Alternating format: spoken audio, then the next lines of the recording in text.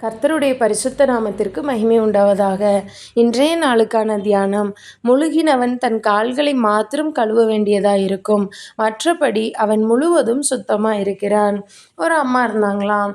அவங்களுடைய குழந்தைய நல்லா அழகாக குளிப்பாட்டி நல்ல ஒரு வெள்ளை ட்ரெஸ் போட்டு, சரி நீ வெளியே பசங்களோட சேர்ந்து விளையாடு அப்படின்னு சொல்லி அனுப்புனாங்களாம். அப்படி அந்த குழந்தை விளையாண்டுக்கிட்டு இருக்கும்போது ஒரு சின்ன சகதிக்குள்ளே விழுந்துட்டான்.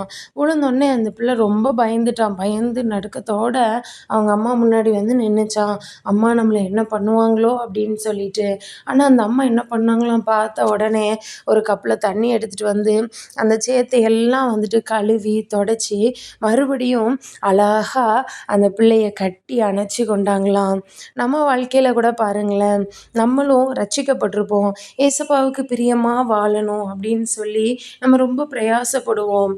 ஆனால் இந்த உலகத்தோடு இருக்கும்போது ஏதாவது நம்ம பெருமைப்பட்டுருவோம், இல்லை கோவப்பட்டுருவோம், எரிச்சல் பட்டுருவோம்.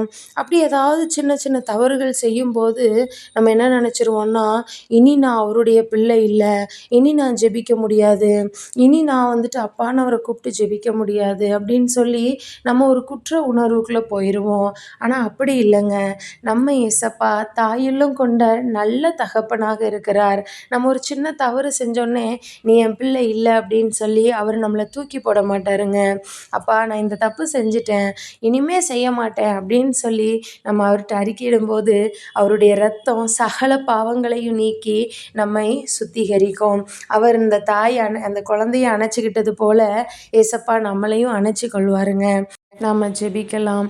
அப்பா பிதாவே, உம்மை துதிக்கிறோம், சுஸ்தரிக்கிறோம்ப்பா. நீர் எங்களுக்கு நல்ல தகப்பனாக இருக்கிறதற்காக உமக்கு நன்றி செலுத்துகிறோம் அப்பா. அப்பா உமக்கு பிரியமில்லாமல் நாங்கள் செய்த குற்றங்களை எல்லாம் நீர் எங்களுக்கு மன்னிக்கும்படியாக ஜெபிக்கிறோம் ஏசப்பா. உமக்கு பிரியமானதை செய்ய எங்களுக்கு கற்றுக் கொடுங்க ஏசப்பா. அதன்படி வாழ எங்களுக்கு கிருபை தாங்கன்னு கேட்குறோம் ஏசப்பா. இயேசுவின் நாமத்தில் ஜெபிக்கிறோம் நல்ல பிதாவே, ஆமேன்.